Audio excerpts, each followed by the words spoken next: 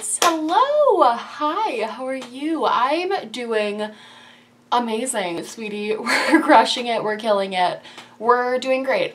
Today, first of all, it's Sunday and I'm uploading.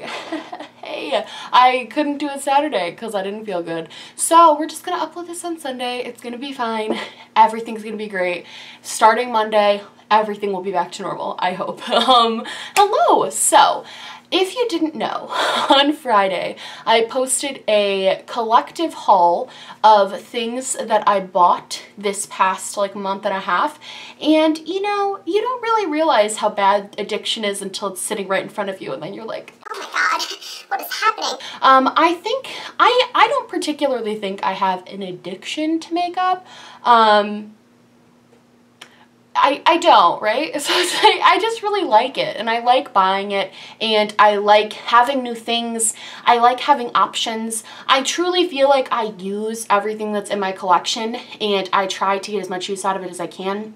I really try to. I just want to preface all this by saying I came up with these tips last night. These tips could probably, maybe they won't work for you, but these are things that I think I'm going to do going forward, at least until Christmas, because I feel like the holidays just bring on a barrage of makeup sales and new makeup, and you're getting hit in the face constantly with all of this insanity, and I just am falling for it. I'm high-key falling for it, and I need to stop. So I'm going to do some of these things to kind of counteract the consumerism that's happening in my life, and hopefully, I know a lot of you commented that video saying you felt the same way, you felt like you were going crazy this month because of all the sales, so maybe this will help some of you counteract some of the consumerism you're feeling. I'm not saying don't ever buy makeup again, but I do think there's a healthy way to consume makeup, and I think sometimes if we're not monitoring it, it can get unhealthy really fast because you don't realize how much you're spending, especially when you're doing online shopping. It's easy to just kind of forget what's coming in the mail because you've placed all these different orders at different places. So this is what I'm gonna do, and these are some tips I'd like to give to you guys to kind of help combat that. Okay, why don't you just do it. So I am titling this video, How to Not Spend Your Life Savings on Makeup, because, I don't know, it felt right. Okay, the first tip I have for you guys that I thought of that I think is going to be really helpful is I noticed that my Instagram feed specifically is just absolutely soiled with makeup accounts. And I'm not talking about beauty YouTubers who post about something or whatever. I'm talking Trend Mood deals specifically. She's the worst because not only am I constantly being barraged with new makeup, I'm constantly being barraged with, oh, well, look what's on sale. Look what you can get such a great deal on. You can save your money by doing this. And I think that can be really dangerous because a lot of people are like, oh my God, look what I can buy on sale. And that's when you kind of get caught up in things. So the first thing I would suggest doing is maybe unfollowing people like Trend Mood deals, makeup accounts specifically, if you follow Tarte Cosmetics. And the other thing about these types of posts, that I've noticed about me specifically, the thing about sale posts is that oftentimes the thing that's on sale is not actually the thing you want. You're following the brand, the Sephora the 50% off the weekly wows that have been happening for the past year. At first I was really excited about those because it was things that I had wanted. They had the ABH contour kits on sale and I was like, well, that's really exciting because I want that. So that was great. But now they're putting stuff on sale that nobody really wants necessarily. And I think because they're doing that, you see that and you're like, well, that's a great deal. I should grab that anyway. Sales are kind of detrimental. I'm not talking about the Sephora sale because those are you can pick whatever you want. So the things that you've been loving, that you've really been wanting to get, you can get those at a discount. And I think that's great. But just having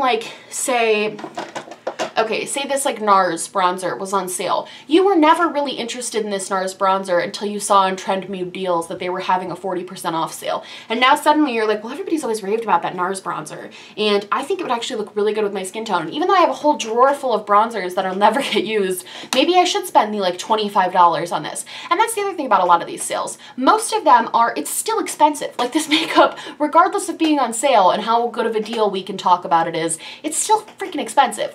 $25 for this is $40 normally, but say it was on sale for $25. That's still $25. That's still quite a bit of money. So my biggest thing that I'm gonna stop doing is looking for sales. I've already unsubscribed to all of the emails I constantly get from brands. I've like turned that off. And I also unfollowed Trendmood for the time being. I'll probably refollow again. And the thing about that is too, it's not like you're blocking them. Like you can always go and like check it out if you're curious about new makeup releases, but then you have to actively seek it out because you're in the mood to look at stuff. It's not just being bombarded at you constantly. Does that make sense? So I think limiting your social media makeup consumption is going to be a really huge help with this. And that's something I'm doing. So I thought you guys might want to do that too. I don't know. I hope this is good advice. The next one, stop watching makeup collection videos. Now, this is hard for me because I watch them to fall asleep, to be quite honest, and I actually have like 2 makeup collection videos, so I'm probably being a little hypocritical, but makeup collection videos are fun because it's so fun to see what other people have. Like, it's so great.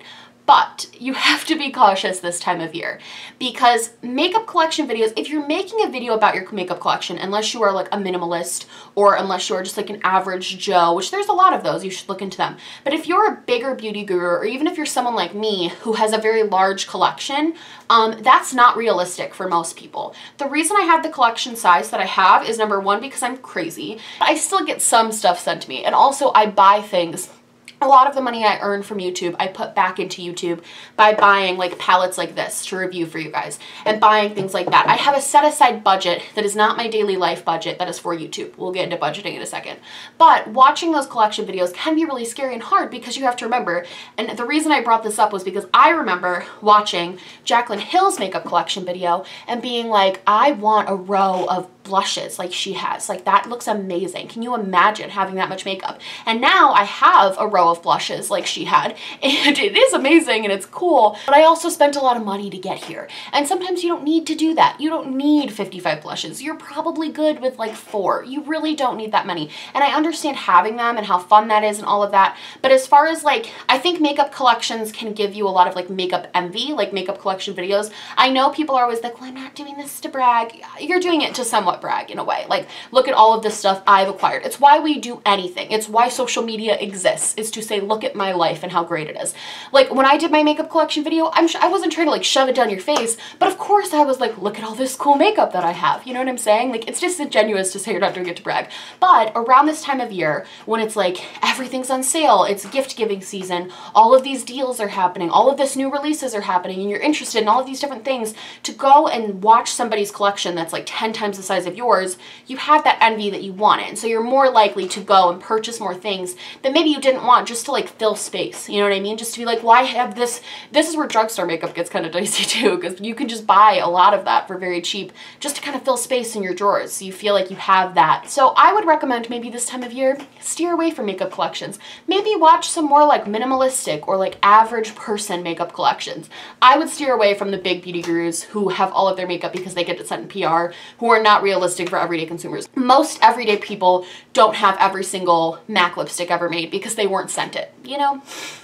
Just a thought. So a substitute for not watching makeup collection videos would be great to watch anti-hauls / declutter videos.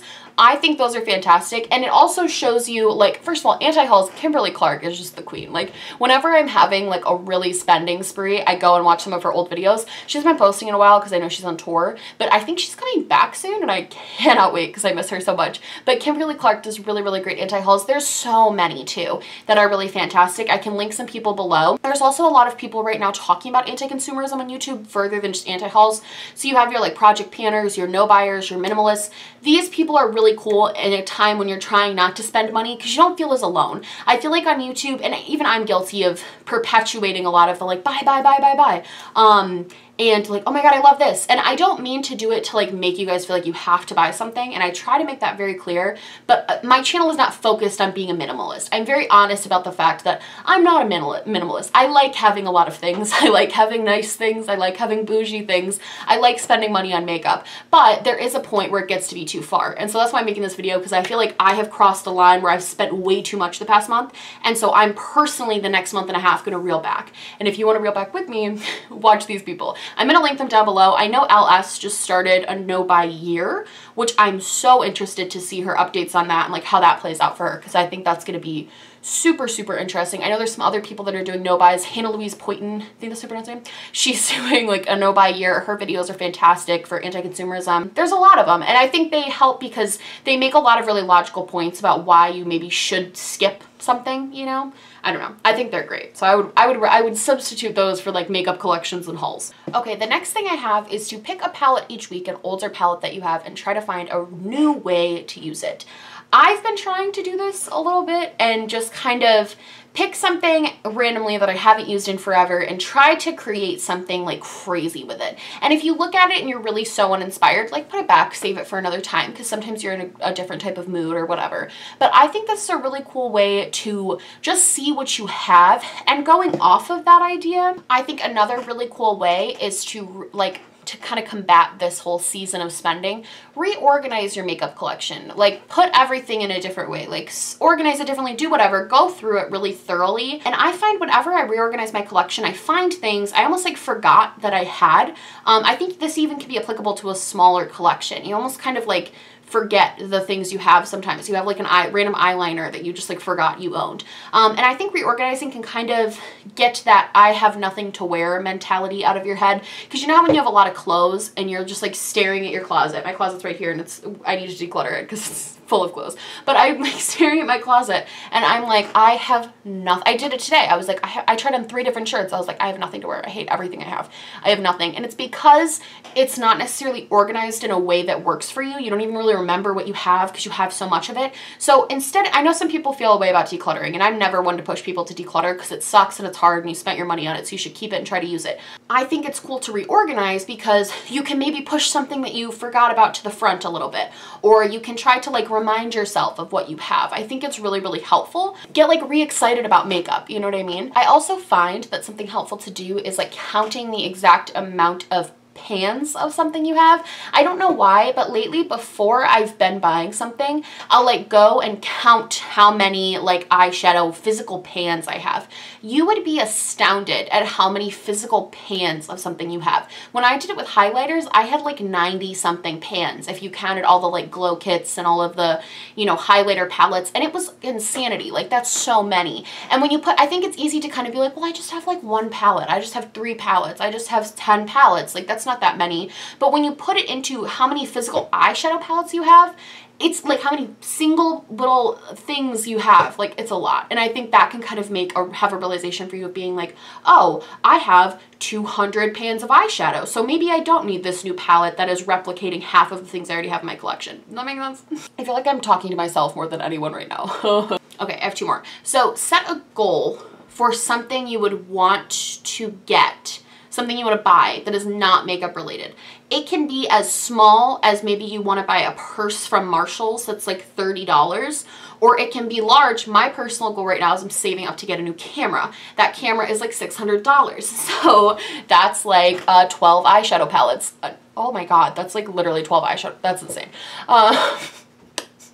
Okay, but I'm saving up for that right now. So every time I'm tempted to maybe impulse buy something because I'm like, oh my God, it's a sale. Like Macy's was having a sale. They're having like a big 48-hour sale, and some of the glow kits were on sale. I don't really like the glow kits, to be perfectly honest with you guys. The Anastasia glow kits are not my favorite formula, but for some reason I was like, but it's such a good deal. I have to buy a glow kit, right? And then I went and looked at the camera I want to buy, and I was like, no, I'm gonna save this money for you, sweetheart, because I want you more. I think sometimes it's hard because makeup is weird in the sense that it's very attainable.